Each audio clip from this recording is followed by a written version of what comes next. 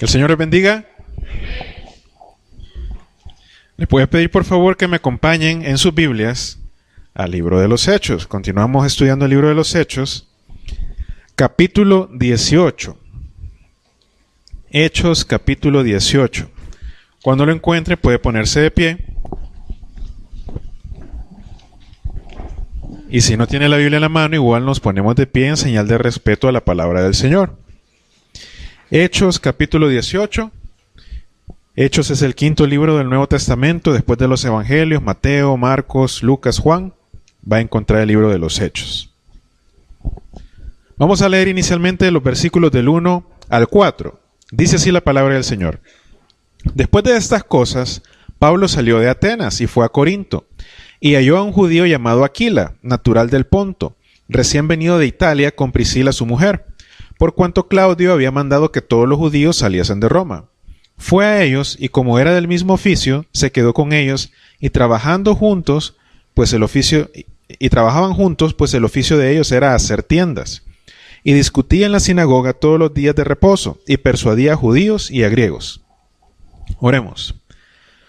Padre, te damos gracias, Señor, por otro día más de vida que nos has dado. Gracias por esta semana que estamos iniciando. Gracias porque nos has dado la salud y las fuerzas para poder estar aquí en tu casa, adorándote, bendiciéndote, Señor, compartiendo con nuestros hermanos el privilegio de poder venir y presentarnos delante de ti. En este momento, Señor, que leemos tu palabra y preparamos nuestros corazones, te pedimos que tú apartes todo estorbo y distracción, Señor, que tú perdones nuestro pecado, Señor, y todo aquello que estorba para que tu palabra llegue hasta nuestros corazones. Te pedimos, por favor, que seamos una tierra fértil, Señor, y que la semilla que tú siembres ahora dé fruto en nosotros. Ten misericordia de nosotros, Señor, porque te necesitamos. No porque lo merecemos, sino porque tú eres bueno. Señor, yo te pido, por favor, que yo solo sea un instrumento tuyo, Señor, que no sean mis palabras, sino las tuyas, las que lleguen a los oídos de mis hermanos, Señor, porque de ti es que necesitamos. En el nombre de Jesús, amén. Pueden tomar asiento.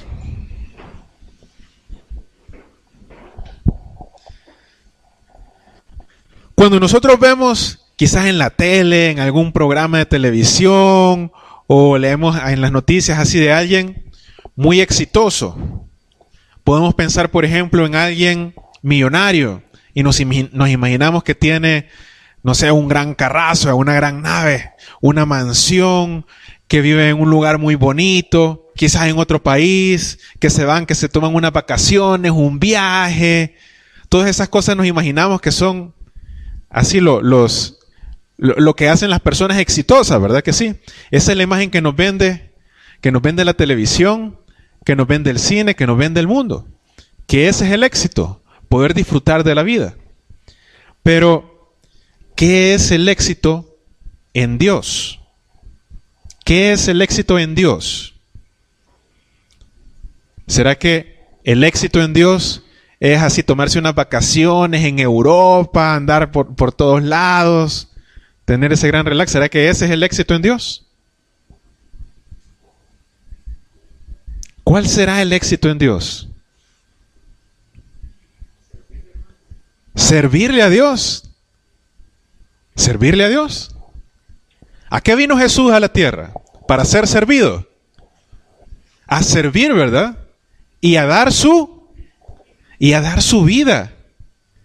El éxito que podemos encontrar en la vida de Jesús, dígame, si Jesús hubiera venido a la tierra a tomar unas vacaciones, si hubiera ido a bucear allá a la gran barrera de coral en Australia, si hubiera ido un paseo ahí por el Gran Cañón en el Colorado, ¿habría tenido éxito la vida de Jesús? La vida de Jesús tuvo éxito porque Él vino para servir. Incluso cuando Dios puso a Adán y Eva en el jardín del Edén, en el paraíso, ¿para qué los puso? ¿Qué dice la Biblia? ¿Para qué los puso ahí? ¿No se acuerda? Para que lo labrase. Cuando el Señor trajo a los animales delante de Adán y le dijo, te vas a enseñorear de todo eso. Quiere decir que vas a administrar todo eso. Tú vas a ser el dueño, el administrador, el mayordomo. Los puso para que trabajaran. No los puso, mira, aquí hay una hamaca, aquí te puedes acostar y los ángeles te van a venir, te van a traer un licuado del que vos quieras. No lo puso así, ¿verdad? La Biblia dice que puso al hombre en el huerto para que lo labrase. Cuando pensamos, por ejemplo, en una iglesia exitosa, ¿cómo nos imaginamos que puede ser una iglesia exitosa? ¿Grande o pequeña? Grande, ¿verdad? Y, a ver, pastor, ¿una iglesia grande? ¿Será que da trabajo? Mire, cuando estamos ahí con el Ministerio de Escuela Bíblica, a mi esposa y a mí el Señor nos ha dado el privilegio de dirigirlo. Y cuando tenemos muchos niños nos sentimos contentos. Pero ¿cómo cree que terminamos al final de la clase? ¡Ay! Sudados, ¿verdad? Sin voz. Pero nos sentimos contentos porque tenemos el privilegio de servirle al Señor. Y ese es el éxito delante del Señor. Poder usar lo que Él nos ha dado y servirle a Él. El éxito no es vivir una vida relax, vivir una vida de vacaciones. No es así. Aunque eso es lo que el mundo nos quiere hacer pensar. Les voy a leer la porción de este día, que es Hechos 18. Voy a leer los versículos. Perdón, ya se me corrió la página. Desde el 1 hasta el 17, en la traducción en lenguaje actual. En este paso de su viaje, en la ciudad de Corinto, fue una de las ciudades donde más éxito podríamos decir que tuvo Pablo. Aunque en todas iba logrando el propósito de Dios, esta ciudad fue muy especial. Y quiero que pongan atención. Dice así el Señor. Pablo salió de Atenas y se fue a la ciudad de Corinto. Ahí encontró a un judío llamado Aquila, que era de la región del Ponto. Hacía poco tiempo, Aquila y su esposa Priscila habían salido de Italia, pues Claudio, el emperador de Roma, había ordenado que todos los judíos salieran del país. Pablo fue a visitar a Aquila y a Priscila. Y al ver que ellos se dedicaban a fabricar tiendas de campaña, se quedó a trabajar con ellos, pues también él sabía cómo hacerlas. Todos los sábados Pablo iba a la sinagoga y hablaba con judíos y griegos para tratar de convencerlos de hacerse seguidores de Jesús. Silas y Timoteo viajaron desde la región de Macedonia hasta Corinto. Cuando llegaron, Pablo estaba dando a los judíos las buenas noticias de que Jesús era el Mesías. Pero los judíos se pusieron en contra de Pablo y lo insultaron. Entonces Pablo, en señal de rechazo, sacudió el polvo de la ropa y les dijo: si Dios los castiga, la culpa será de ustedes y no mía. De ahora en adelante les hablaré a los que no son judíos. De ahí Pablo se fue a la casa de un hombre llamado Ticio Justo, que adoraba a Dios. La casa de Ticio estaba junto a la sinagoga. El encargado de la sinagoga se llamaba Crispo, y él y toda su familia creyeron en el Señor Jesús. También muchos de los habitantes de Corinto que escucharon a Pablo creyeron y fueron bautizados. Una noche el Señor Jesús habló con Pablo por medio de una visión y le dijo: no tengas miedo de hablar de mí ante la gente, nunca te calles, yo te ayudaré en todo y nadie te hará daño. En esta ciudad hay mucha gente que me pertenece. Pablo se quedó 1 año y medio en Corinto y ahí enseñó a la gente el mensaje de Dios.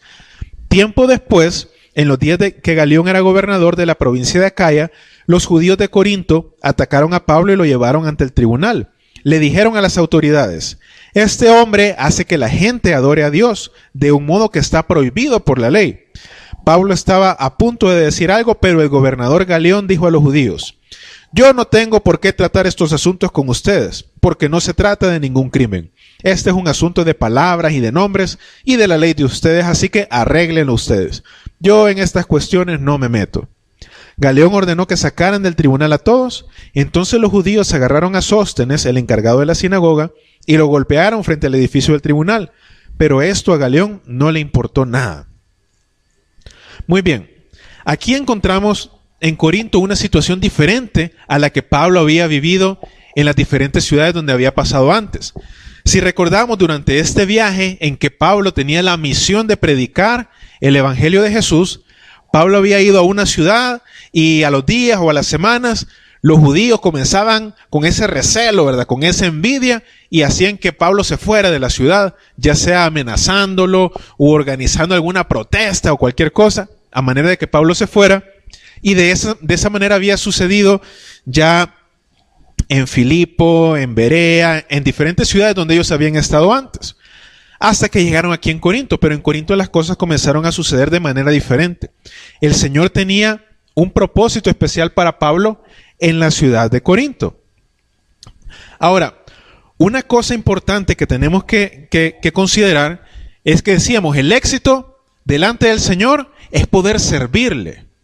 Pero para servirle al Señor, no todos lo vamos a hacer igual. Entonces tenemos que saber identificar primero en qué espera el Señor que le sirvamos. ¿Cuál es el propósito que Dios tiene para nosotros? ¿Será que Pablo sabía cuál era el propósito que Dios tenía para él? ¿Lo conocía Pablo? Sí, ¿verdad? ¿Cuál era el propósito de Dios para Pablo? Que él predicara, correcto, que él predicara. Y él estaba dispuesto a hacerlo aún ante las adversidades. Pablo se encontró a una pareja de cristianos judíos también acá. ¿Cómo se llamaba esa pareja? ¿Cómo se llamaban ellos? Aquila y Priscila. Aquila y Priscila. Y ellos acababan de vivir una experiencia difícil. A ellos los acababan de echar de la ciudad donde ellos vivían. Ellos vivían en Italia y los echaron de ahí porque al emperador que estaba en ese momento dijo, ya no queremos judíos acá, que se vayan los judíos para otro lado. A ellos los acababan de echar de su casa. Los acaban de echar de su casa. ¿Cómo nos sentiríamos nosotros si viene el gobierno, como fue en este caso, y nos echa de nuestra casa? Y después nos dicen en la iglesia, hay que servirle a Dios. ¿Usted qué diría? Si ni casa tengo, qué barbaridad, Dios no me cuida. Y Dios quiere que yo le sirva. ¿Estaban en dificultades Aquila y Priscila? ¿Era una experiencia bonita? No lo era. Era una experiencia difícil. Pero ellos se encontraron con Pablo, se juntaron con Pablo, y ellos no se pusieron a llorar. Ellos se pusieron a trabajar. Ellos se pusieron a trabajar. En el caso de Aquila y Priscila, quizá el ministerio principal de ellos en este momento no era predicarle a los judíos y a los gentiles como Pablo, pero era apoyar a Pablo en el trabajo que él estaba haciendo. Apoyar a Pablo, miren, porque ellos tenían su trabajo, su profesión, que era hacer tiendas de campaña. Y comenzaron a trabajar juntamente con Pablo. El trabajo de ellos en ese momento, el ministerio de ellos, era generar fondos para poder sostener el ministerio de Pablo. Para que Pablo tuviera un lugar donde quedarse, comida para sostenerse, para que él pudiera hacer el ministerio. Entonces, no todo el ministerio directamente es predicar. Ahorita habemos aquí quizás unas 150 personas. Si a los 150 les diéramos micrófono y todos comienzan a hablar, ¿qué pasa? ¿Se cumple la voluntad de Dios? No, se hace un gran relajo, ¿verdad? Entonces, no todos van a tener el trabajo de pararse a predicar. Pero ¿qué pasaría si no estuvieran puestas las sillas?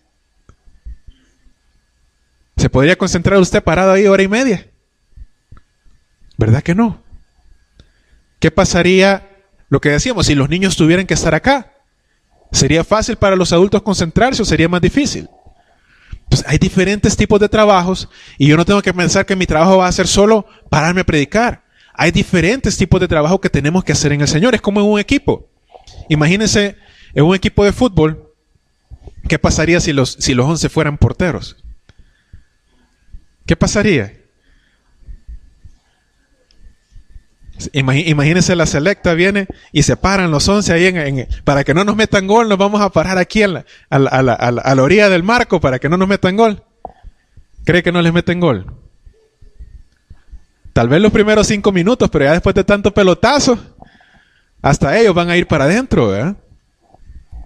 Porque no todos en el equipo pueden hacer lo mismo. El equipo tiene que complementarse. En el equipo de fútbol está el portero, están los defensas, los mediocampistas, los delanteros. Y así se van complementando. Y cuando el equipo es bueno, pues meten gol, ¿verdad? No siempre es el caso. Pero la diferencia es cuando todo el equipo, mire quién más se unió al equipo acá. Dice en el versículo 5, Silas y Timoteo, o en la versión que tienen ustedes, y cuando Silas y Timoteo vinieron de Macedonia, Pablo estaba entregado por entero a la predicación de la palabra, testificando a los judíos que Jesús era el Cristo. O sea que vinieron otros 2 miembros del equipo, ya no solo eran 3, sino que eran 5. Y a una diferencia, ya cuando vinieron los otros 2, cuando regresaron, cuando se unieron con ellos, Silas y Timoteo, ya Pablo se pudo dedicar por completo a la predicación de la palabra.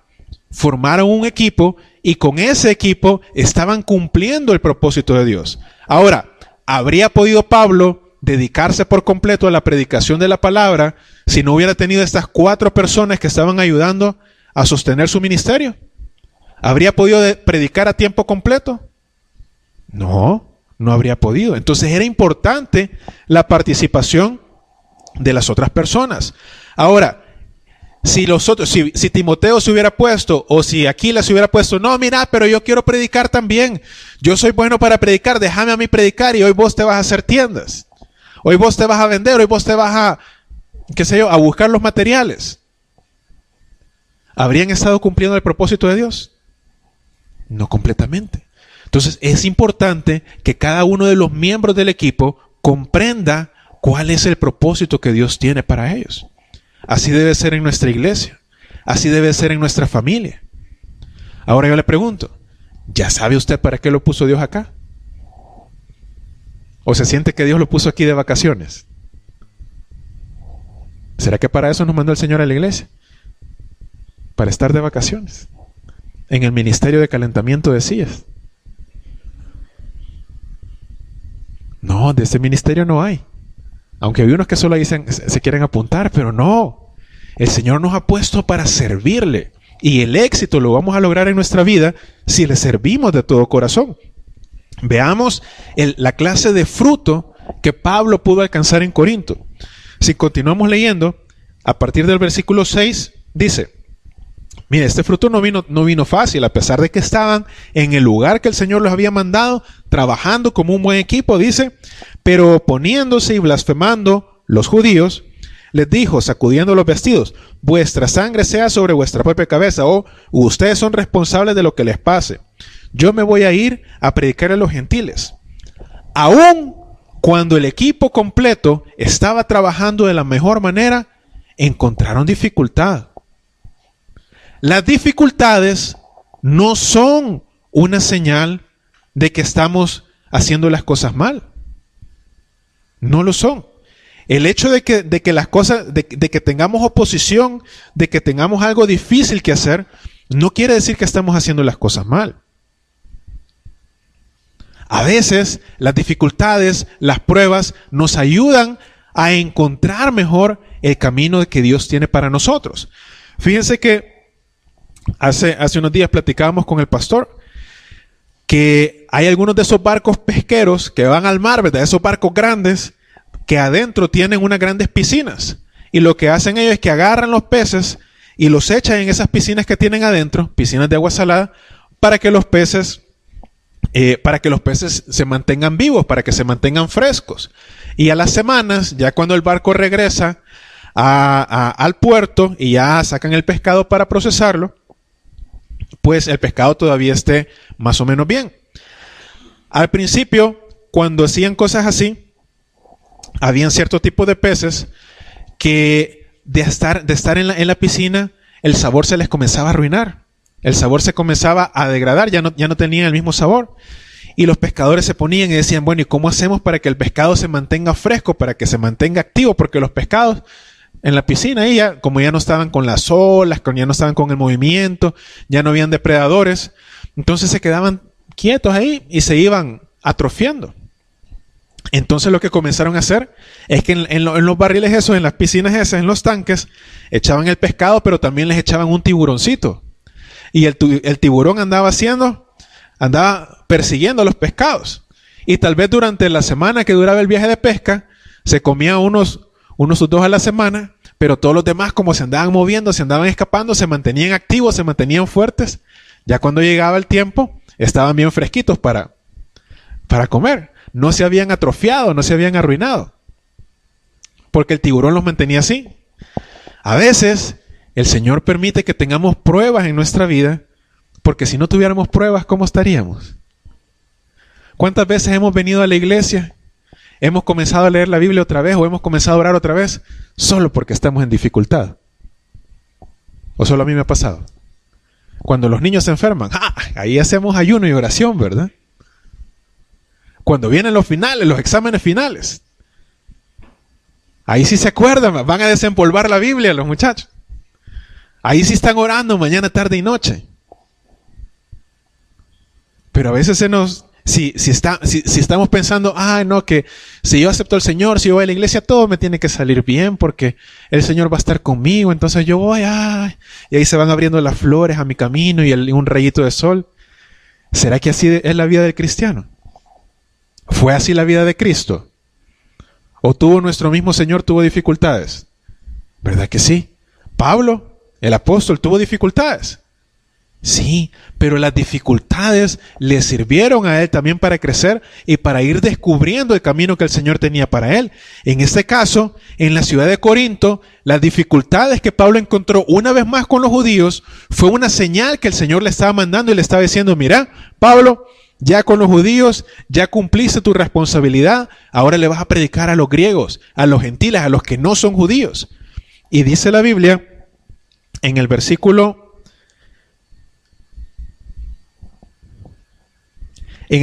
9, mire lo que dice. Una noche el Señor habló con Pablo por medio de una visión y le dijo, no tengas miedo de hablar de mí ante la gente, nunca te calles, yo te ayudaré en todo y nadie te hará daño.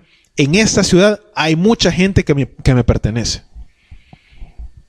Entonces, él escuchó la voz de Dios que le dijo, estás en el camino correcto, no tengas miedo, yo estoy contigo. ¿A quién le encantaría que el Señor le hablara y le dijera esto?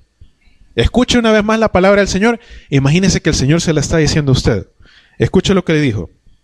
No tengas miedo de hablar de mí ante la gente. Nunca te calles. Yo te ayudaré en todo. Nadie te hará daño. En esta ciudad hay mucha gente que me pertenece. Imagínese, yo te ayudaré en todo. Nadie te hará daño. ¿A quién le gustaría una promesa así del Señor? Pero ¿cuándo recibió Pablo esta promesa del Señor? ¿Al nomás llegó a la ciudad? ¿Cuando estaba dormido, descansando? ¿O después de haber estado trabajando y después de haberse enfrentado a la oposición? ¿Verdad que sí? Después de haberse enfrentado a la oposición, él se mantuvo activo, se mantuvo cumpliendo el propósito que él sabía que Dios tenía para él. Él se mantuvo firme, él fue fiel. Y cuando nosotros somos fieles, el Señor nunca nos falla. Y es más, a veces, aunque nosotros seamos infieles, Él tiene misericordia de nosotros. Pero cuando Él nos mira que estamos trabajando y esforzándonos y haciendo las cosas como a Él le gustan, el Señor no nos desampara. El Señor no nos desampara. Si Pablo hubiera dicho, ay no, otra vez problemas con los judíos, qué barbaridad, ya me voy para la siguiente ciudad. Y a veces es más fácil darse por vencido. ¿En qué cosas nos damos por vencido nosotros a veces? ¿Será que en estudiar a veces nos damos por vencido? Ya vamos ahí por julio, llegando a agosto, y siento que las voy dejando. Ay, no, quizás mejor voy a descansar los meses que faltan. Ay, el otro año vuelvo a comenzar. ¿Será que esa es la actitud de un cristiano?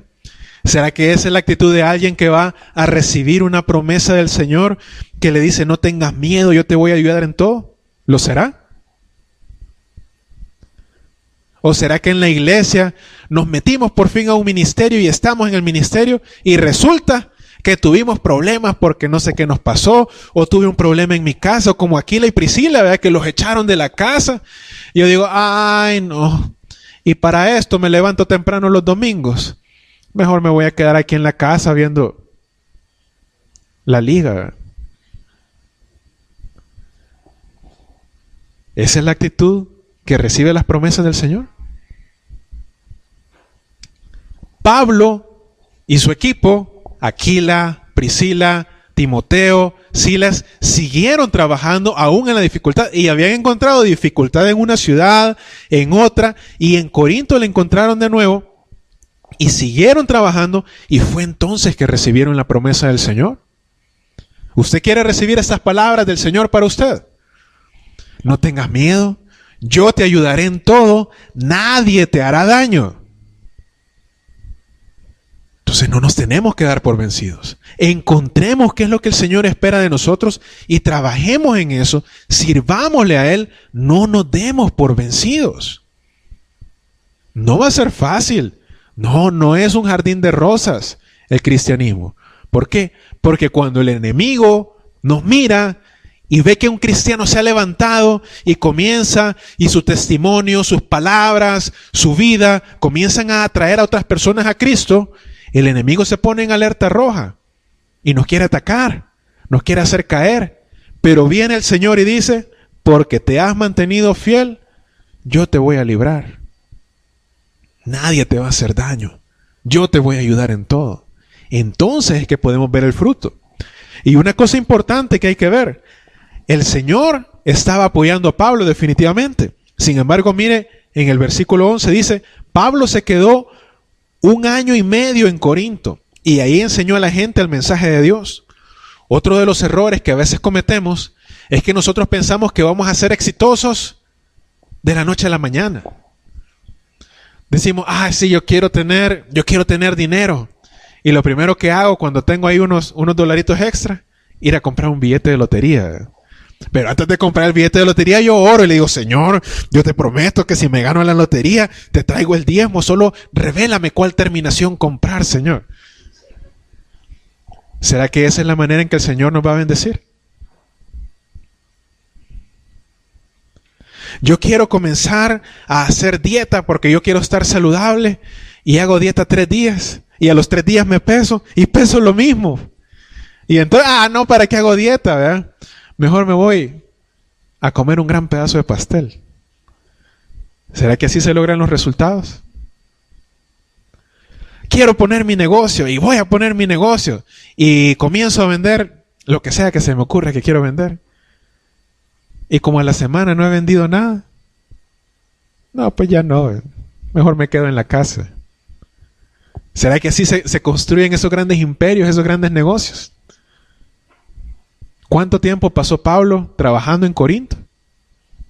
1 año y medio.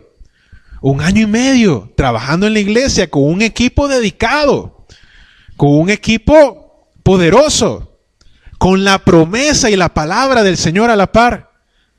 Y le llevó 1 año y medio. 1 año y medio. Queremos conseguir un buen trabajo. ¿Quién quiere conseguir aquí un buen trabajo? Que el Señor le provea un buen trabajo de gerente ganando $2,000. Amén. ¿Y qué tenemos que hacer para eso? Sí, yo mandé los currículum, pero nadie me llamó. Entonces, ni modo, me quedo a llorar. O tengo que estudiar, esforzarme, aprender, trabajar comenzando por abajo, ¿eh? Hay unos que acaban de salir de la universidad y mandan currículum para gerente. No he visto en ningún lugar que contraten de gerentes a los recién salidos de la universidad. Tiene que comenzar por un puesto menor, ¿sí? Y ir subiendo, esforzándose, porque eso se va construyendo con el tiempo. Ay, que yo quiero tener mi carro, Señor, y yo quiero un carro. Y cada vez que salen los vales esos del Super Selecto, ahí voy al Super Selecto, voy a comprar lo que sea que estén vendiendo. Ahí tienen 10 garrafas de aceite en la casa, porque eso era lo que había que comprar. Porque así me voy a sacar mi carro. ¿Será que así me va a dar el carro el Señor? Con cupones del Super Selectos.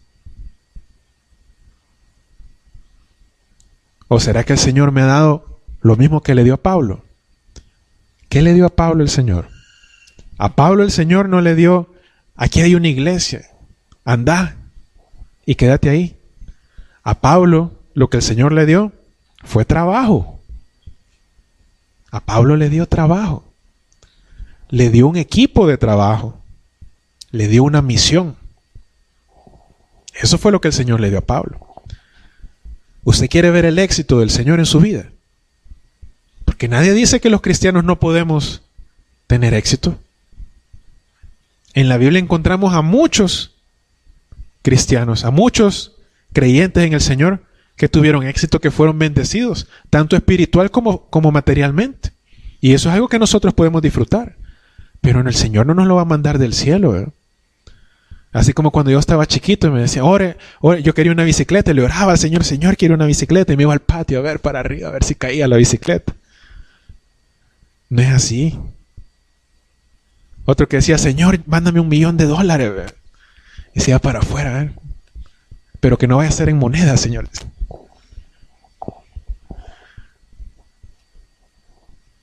¿Será que el Señor nos puede bendecir? Nos puede bendecir el Señor, pero ¿cómo lo va a hacer? Nos va a dar trabajo. Nos va a dar trabajo. Nos va a dar la oportunidad de esforzarnos, la oportunidad de trabajar para Él. Por ejemplo, a Aquila y a Priscila, que el trabajo de ellos era generar fondos para el ministerio de Pablo. ¿Usted cree que a ellos no les iba bien en las ventas? Si tenían la bendición del Señor. ¿Se imaginan ese negocio de tiendas de campaña? ¿Les ha de haber ido bien, sí o no? Si tenían la bendición del Señor, pero estaban poniendo sus dones, su trabajo, al servicio del Señor. Esa era la prioridad de ellos. Ellos no estaban pensando, ay, cuando por fin vendamos 10,000 tiendas de campaña, dejamos a Pablo valiendo y nos vamos de viaje, ¿verdad? No, no era ese el pensamiento de ellos.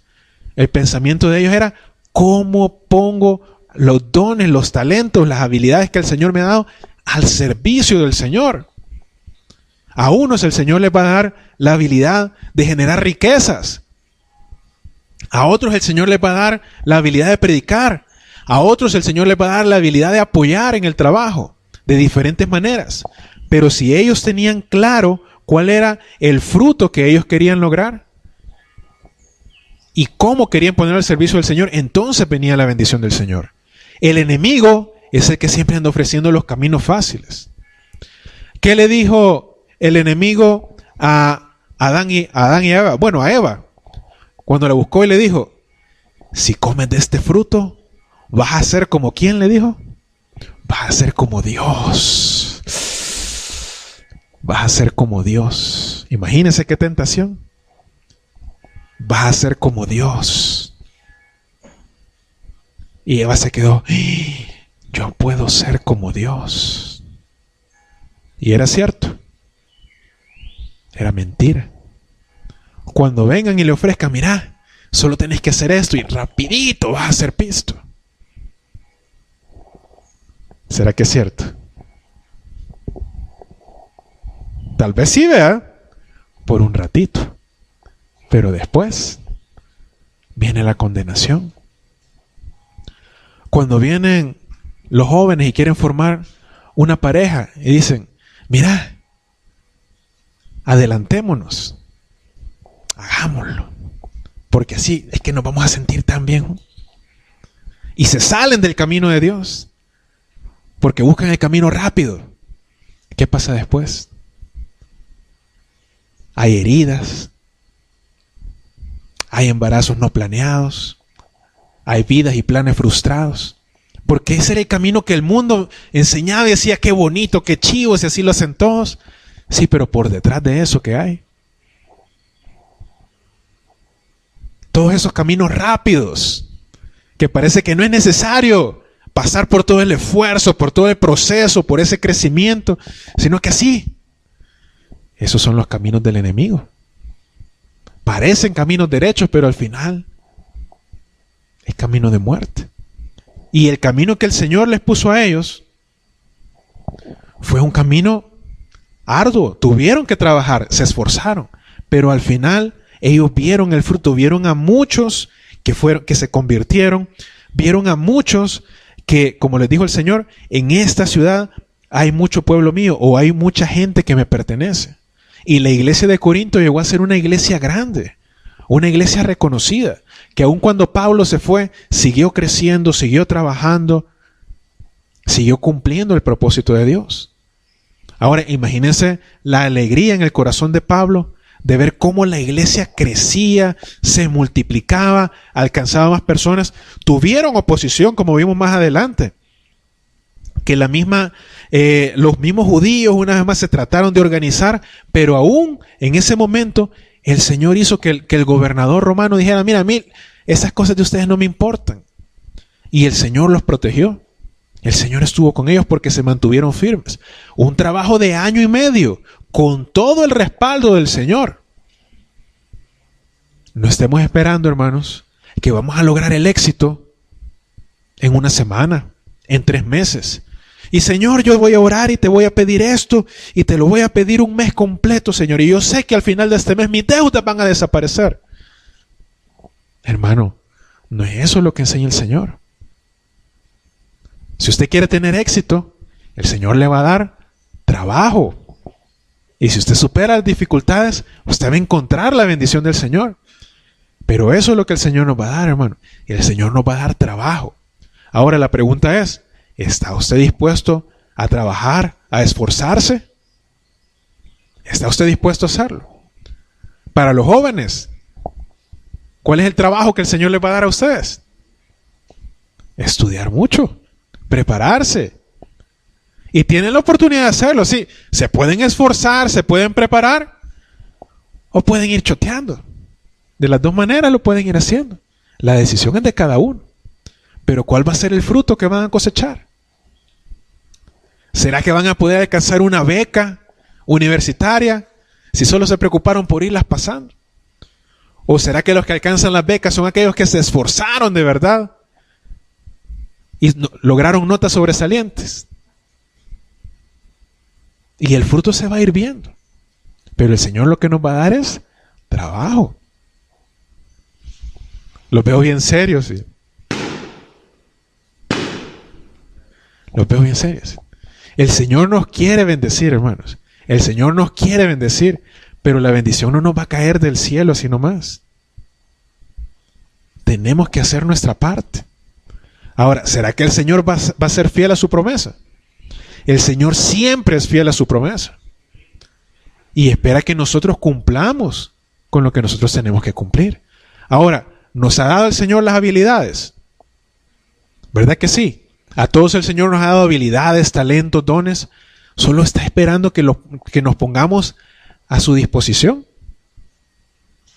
La otra pregunta, ¿será que el Señor ya le dijo en qué es que usted le tiene que servir? ¿En qué es que usted tiene que trabajar? ¿Cuál es el rol en este equipo que está acá? ¿En su familia? ¿En su casa? ¿Cuál es el rol que usted tiene que cumplir? Eso es lo otro que hay que descubrir, ¿verdad? Porque si no, lo que decíamos, nos ponemos los 11 de porteros, no vamos a ganar. Pero también tenemos que sujetarnos al Señor. Y si el Señor nos dice, este es tu puesto, esta es la posición en la que vas a jugar ahí y rendir lo mejor que podamos. De esa manera vamos a contar con el apoyo y vamos a poder ver esta palabra del Señor en nuestra vida. Imagínense, nadie te hará daño, yo te ayudaré en todo. El Señor estará con nosotros. Amén. Oremos.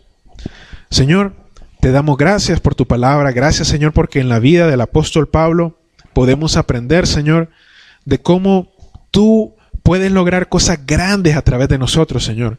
Pero sí esperas que nosotros pongamos nuestro esfuerzo.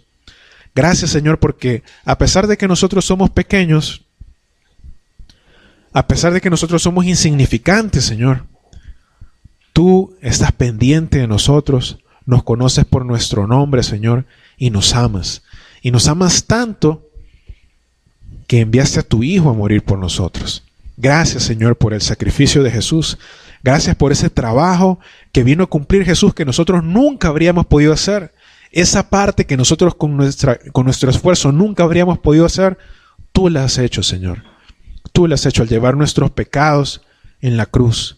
Gracias, Señor. Y si hay alguien que hoy quiere comenzar a confiar en el Señor y decirle, Señor, yo quiero comenzar a vivir mi vida como tú la esperas, el primer paso es aceptar lo que Jesús ha hecho por usted. Aceptar el sacrificio de Jesús. Reconocer que por su propia cuenta no puede ganarse el cielo. Nadie puede ganarse el cielo. La Biblia dice, no hay justo ni aún uno.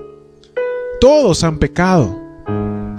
Pero Jesús se ofreció como sacrificio por nosotros. Jesús está cumpliendo esa parte que nosotros no podemos cumplir.